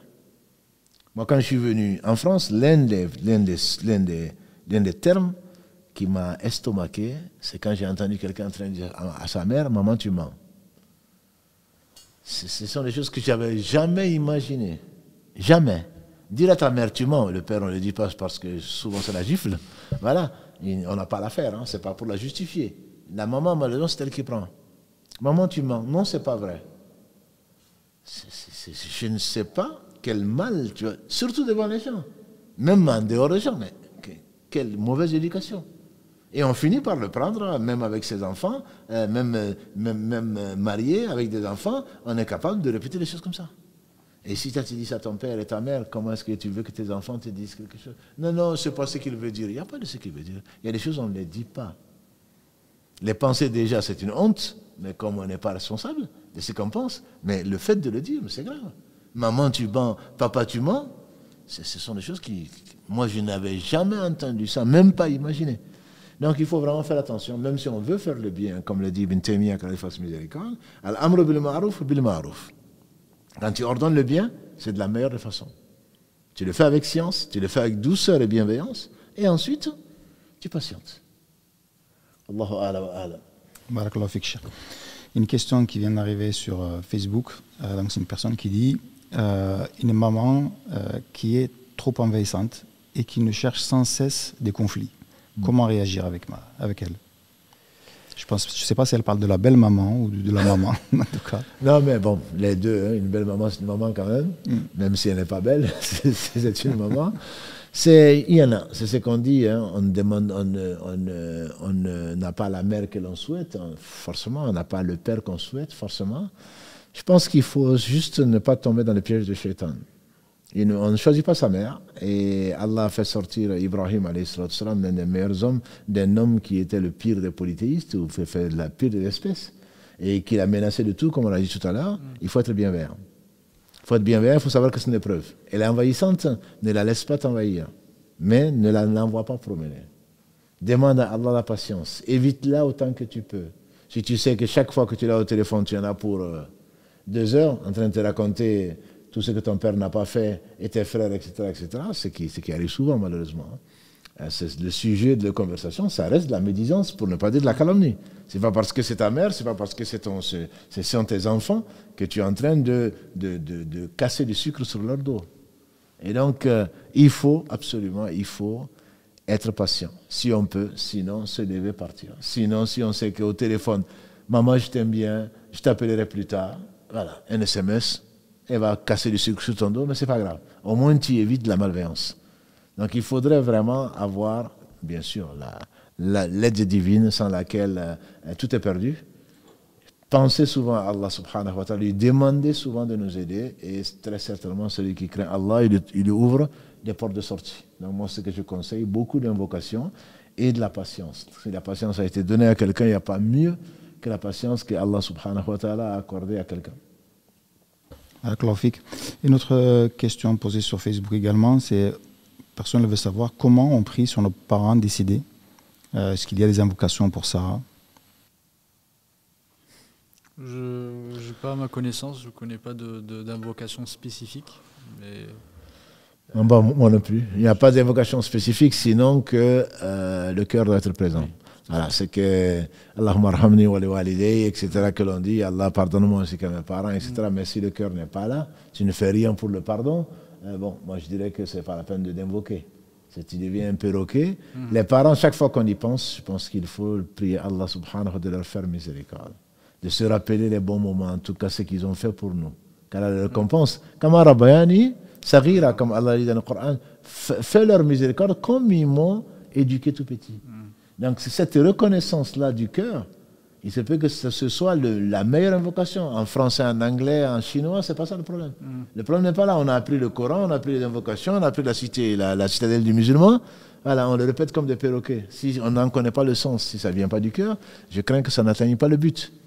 Allah regarde le cœur. Donc ce n'est pas la quantité d'invocations qu'on va faire. C'est vraiment la qualité de l'invocation. Et chaque fois qu'on pense à Allah, qu'on lui demande pardon, il faudrait que ce soit présent dans le cœur. Ce n'est pas une somme c'est pas une liste, c'est pas une ordonnance. C'est pas une ordonnance, tiens, au live, je vais voir qu'est-ce qu'il faut dire pour mon père, pour ma mère. Non, pas du tout. Simplement, si on a appris quelque chose, on dit, oh mon Dieu, il y a un frère qui doit avoir la cinquantaine maintenant, alhamdulillah, Allah l'a favorisé, il a une entreprise, il a des employés, etc.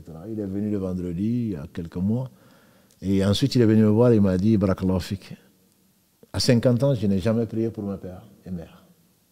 C'est par ce prêche-là que je me suis dit que j'étais injuste. Je me dis, alhamdulillah, c'était peut-être pour toi. À 50 ans, ça me rappelle l'homme qui est venu, le prophète sallam, le plus doux des hommes, le meilleur des hommes. Les enfants, j'imagine, sautent partout. Il n'y avait pas de sucette à l'époque. Il les embrassait et l'homme qui s'étonne. Et vous embrassez vos enfants? Il dit, toi tu as des enfants? Il dit, oui, combien? 10. Il dit, j'en ai embrassé aucun. Il dit, comment tu veux que je mette la miséricorde où Allah l'a enlevé?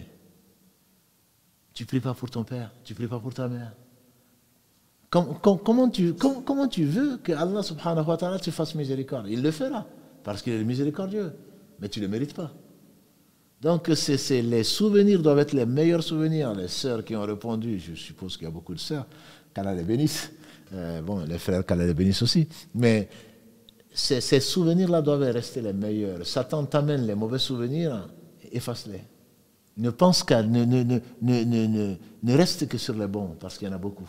Et malheureusement, Satan nous amène les mauvais souvenirs. Et on est là même en train de les maudire, presque. Et donc, je conseille, alhamdulillah, à mes frères et à mes soeurs, de se rappeler souvent d'Allah subhanahu wa ta'ala et puis, donc, de prier pour les parents. Et il se peut, la méthode Coué, comme j'ai dit aux gens qui me supportent, je crois à la méthode Coué. Coué, je ne sais pas qui c'est, mais la méthode Coué, c'est le fait de dire je l'aime, je l'aime, je l'aime, et tu finis par l'aimer. Parce que Allah aime que tu invoques pour tes parents. C'est Allah qui nous l'ordonne. À partir de ce moment-là, quand tu vas prier, même pour ton ennemi, tu finiras. C'est Allah qui le dit. Même pour ton ennemi, tu finis par prier pour lui. Allah te a enlevé de ton cœur la rancune et la haine que tu pouvais avoir et il le remplace par de l'amour. Et pourtant, tu ne vas pas aimer ton ennemi. Mais Allah va faire de telle sorte que ton cœur va se purifier. Et comment tu vas prier pour ton ennemi et tu vas pas prier pour ton père ou ta mère à 50 ans. Il n'est jamais trop tard pour bien faire. Mais je me dis à 50 ans, si tu n'as pas prié pour ton père, alhamdulillah, que Allah est miséricordieux, il a voulu te garder encore en vie pour que tu apprennes ça et pour que tu le fasses. Barakallahu fik, Cheikh. C'est vrai que beaucoup de questions sont, c'est des sœurs qui les posent. Il y a une question d'un frère qui vient de la page Facebook d'Arifton, notre partenaire pour la diffusion de ces émissions, qu'Allah le récompense également. Bon, alhamdoulilah, je pense que tu as un peu répondu dans ce que tu viens de dire, mais je vais quand même te la poser, Cheikh. C'est quelqu'un qui dit comment doit-on traiter un père qui ne traite pas lui-même ses enfants de la même manière? On doit avoir pitié de lui. Mohammed nous a dit, et souvent, les principes de l'islam, entre autres principes, même dans les transactions, c'est l'équité. Il ne faut pas être injuste. Un père qui fait ça, on doit avoir pitié de lui. Ibn Qayyim, quand il fasse miséricorde, il dit que quand il a dit que quand tu vois un désobéissant, tu dois avoir pitié de lui, parce que c'est un ignorant. Si ton père savait ce qu'il est en train, et parfois même ils sont fiers. Ça, c'est mon fils préféré. Tu ne dois pas le faire. Le prophète sallam, dans combien de fois nous a donné l'exemple des parents qui préféraient l'un à l'autre, même prennent pas parce que c'est le plus petit, parce que c'est le garçon, on le prend, on le met sur ses genoux. Alors que la fille, elle est là frustrée comme Allah seul sait. C'est de l'injustice. Il n'y a pas d'équité. Donc à partir de ce moment-là, on se doit de prier pour lui et de ne pas lui en vouloir, parce que s'il savait, il ne le ferait pas. Et malheureusement, s'il le fait par bêtise, il va le payer. Il faut prier pour lui. Il faut avoir pitié de lui. Et ce n'est pas parce qu'il a été injuste qu'il faut être injuste. Mais puisque c'est Abdallah que tu préfères, tu aurais espéré qu'il soit... maintenant, tu as besoin de moi. Hein? Voilà. Donc moi aussi, je vais te montrer que non, c'est toi qui perds. C'est toi qui perds. Allah dit dans la sourate Al-Fussilat, sourate 41, repousse par le bien, repousse de la meilleure façon le mal qu'on te fait. Et donc, il veut te faire du mal. Satan appuie là où il fait mal. Non, prie pour lui. Prie pour lui, il se peut que, alhamdulillah, Allah le guide et qu'il soit juste et qu'il le reconnaisse avant de mourir, parce que s'il est injuste, il va le payer. Que ce soit ses enfants, que ce soit ses épouses, que ce soit je ne sais qui d'autre, il va le payer. Allah interdit l'injustice. Donc à partir de ce moment-là, il faut absolument qu'il meure juste, en tout cas qu'il ne doive pas quoi que ce soit à qui que ce soit d'autre que Allah subhanahu wa ta'ala, sinon il va le payer. Donc moi je prie Allah qu'il le guide, qu'il nous guide, et que toi tu ne gardes pas de la rancune, de la rancœur vis-à-vis de tes parents. Ce serait vraiment triste et ce serait injuste aussi. C'est ça qu'il faut voir. Toi, tu vois son injustice. Oui, c'est vrai, il est injuste. Il a été injuste. Mais toi, en gardant la rancune, en ne le remerciant pas, en ne le priant pas pour lui, tu deviens injuste en même temps. Donc finalement, vous êtes deux injustes. Et Allah seul sait qui est le plus injuste. Alhamdulillah, il y a d'autres questions, il y a pas mal de remerciements également. Je pense qu'on va s'arrêter là pour ce soir. Il en a déjà fait 1h30, Inch'Allah. Et je vous laisse terminer, Inch'Allah. Conclure. Vas-y. Barakallahu fik, qu'Allah te récompense par le meilleur. Et je remercie nos téléspectateurs, ceux qui nous suivent depuis le début de cette émission, qu'Allah subhanahu wa ta'ala les fasse bénéficier de leur vie dans la piété et dans les bonnes actions. Comme on l'a dit, le plus important dans une vie ou dans une longue vie, c'est une longue vie dans l'obéissance à Allah subhanahu wa ta'ala et dans les bonnes actions. Qu'Allah vous fasse profiter effectivement de cette vie, qu'Allah vous récompense par le meilleur et vous accompagne. Barakallahu fik, Cheikh Jazakallahu khairan pour tes précisions, tes explications et tout ce que tu nous as apporté pendant ces émissions. Qu'Allah te fasse bénéficier de cette science. Et je remercie les frères derrière, les frères de la technique, Mohamed Karim et notre invité Salim, qu'Allah subhanahu wa ta'ala le facilite et le récompense par le meilleur. Alhamdulillah ta'ala, on va effectivement conclure aujourd'hui et peut-être annoncer le live à partir de la semaine prochaine où on laissera ça une surprise. C'est juste pour dire que les gens qui sont tristes de dire que la série est terminée, alhamdulillah, c'est une sunna d'Allah subhanahu wa ta'ala, mais nous avons décidé, alhamdulillah, de continuer les mardis et les samedis, et je préfère garder la surprise plutôt que leur annoncer ça. Comme ça, alhamdulillah. Et si vous avez beaucoup participé en nous envoyant des sujets, alhamdulillah, si vous avez encore des sujets qui vous tiennent à cœur, ne soyez pas choqués si on n'en tient pas compte, c'est parce qu'il y en a beaucoup.